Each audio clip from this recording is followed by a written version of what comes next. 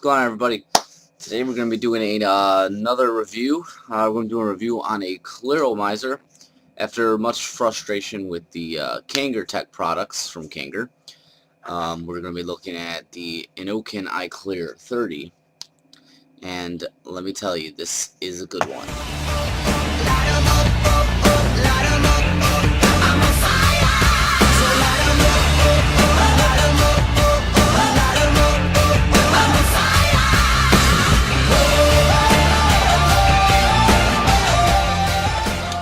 So, we'll be looking at the Iclear 30.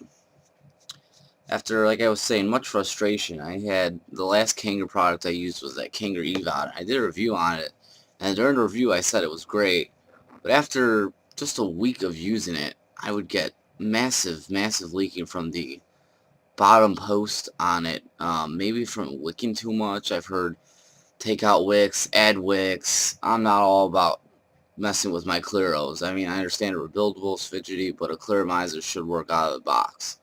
And that's what I'm looking for. Not only for me, but for people that I recommend into vaping, and they want a clearomizer that's not going to leak or not going to give you that dry hit all the time.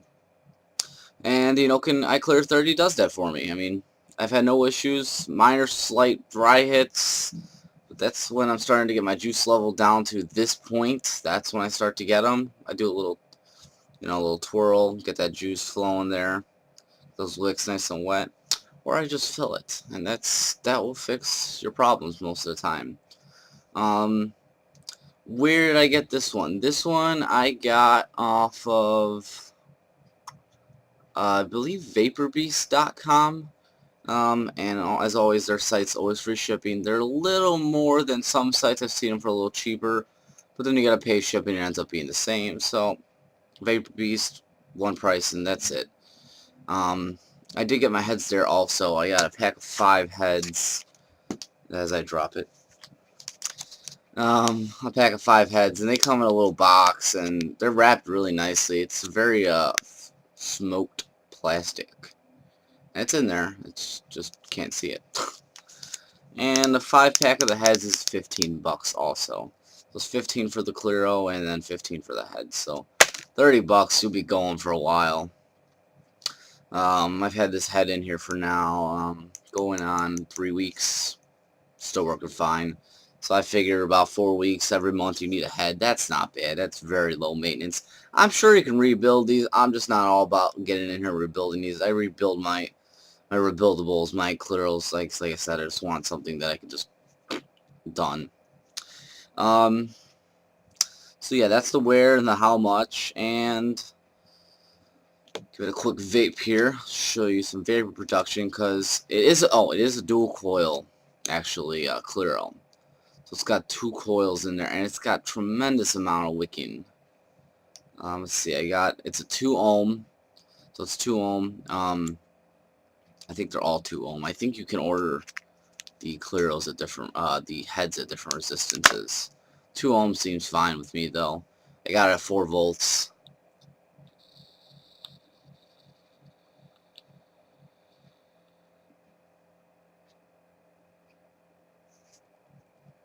Just great vapor production. Get a great throat hit out of it. Nice clean flavor.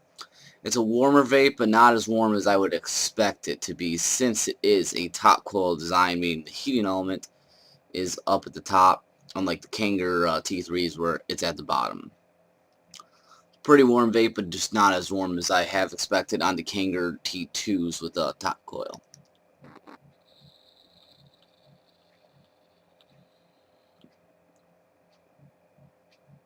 Vapor is really good for this guy. I mean, it is outstanding. I'm only using a 50-50 blend, so nothing, not no 100% juice there or whatever. But so, and the flavors are good, and I mean, there's really nothing bad I can say. The only time I did experience leaking on this guy is when you have it sitting on its side for a bit. Or if you flip it completely upside down. So I mean, when using it, I try to keep it as upright as possible. I mean, it could be a little sideways and whatnot. It don't leak, but it seems that in the top here, let me take the top cap off, and I'll show you what I'm talking about. the top cap here, which actually this is pointless because you're not going to be able to see it, but in the top here there's a little hole. That's where the air travels through and you get your air path basically. Sometimes juice will get in there if you leave it on its side or tip it or whatnot. But that's the only issue I've had with it. Like I said, it's just great. I think it's got like, I haven't counted it, but there's 4 different sets of wicks going down, and off each 4, I think there's 4. So there's 4, 12, 16 wicks total on these heads. So wicking is not a problem at all. Like I said, they just wicks fine. Something that people may not like on these are going to be the fact that you can't use your own drip tip. I've heard that one from a lot of people. I don't mind. This is a nice little knucklehead drip tip here. But yeah, you can't put your own drip tip in there. It does not take your regular, so you're stuck with this one. But even with the Kangaroo Pro tank, you can't replace the head on it either. This has a nice little knuckle head, so it kind of pops either way, and I actually like it. I find myself using it like this all the time. Very angle, trying to just keep it upright.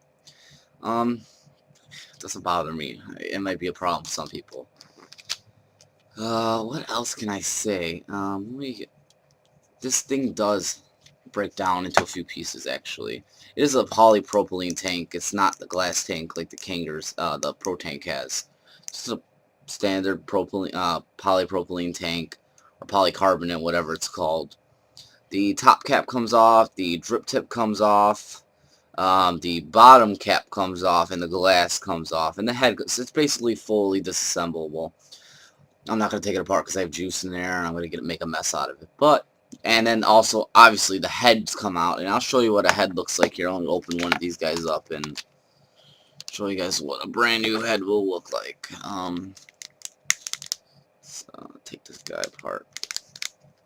Of course, they put industrial plastic on this. Damn. Alright. And there's a head. Now these, they have a little bit of knurling right here on the bottom of the head, so when you take the tank apart, you're able to easily grip it and take it off. Get a little closer here, and you can see just how many wicks are on here. It's nuts. That's nuts. There's 4 sets, and each strand has 4 little wicks on there. Yeah, 4 wicks. It's just crazy. Then you got your little silicone top piece here, which pops off, and then inside of there you can see, or won't be able to see here, but there's your little wick in there. Not wick, little coil. And it looks like, yeah, both of them are coiled, dual coil. So let's get this back on here. That's it. That's great. They're a little bit more on the pricey side for heads. I've seen, like the Kangaroos, their heads are a little bit cheaper. But that's just because it's legitly the head portion of it. Here you got, the center column too that you're replacing. So, I would say, let's see, they're $15 for 5. So you're talking about, close to $3 a head. Close to $3. Which is, I'm willing to pay that for it. That's not that bad. That's not that bad, but to show you how to fill it up, even though it's not very difficult because I'm going to fill this up because it's low anyway. Just unscrew that top cap there. Set that down. Take your bottle of juice. You got 50/50 raspberry honey juice from somebody who, if you watch my last video, finally filled my order. A month and a week later, finally decided to be my little 10 ml bottle of juice I've been waiting for forever, which, by the way, was not that good, but I'm gonna use it up. So anyway, to fill it, just put your juice in there at an angle. Don't get it over into the center hole, obviously, common sense, and fill. Bottles have very slow drips. And you have also milliliter markings on here. Again, hard to see on my freaking camera. But the milliliter markings go up to 3 mils, which is good capacity if you ask me. We'll continue filling this real quick.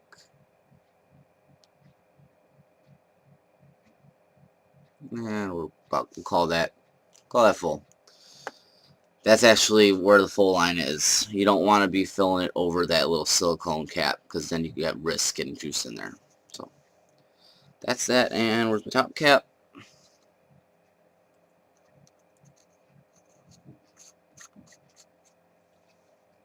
Done. Simple as it gets. Like I said, no leaking. I'm gonna take a quick vape here, and we'll just wrap this up. That's pretty much all I got on this video, actually.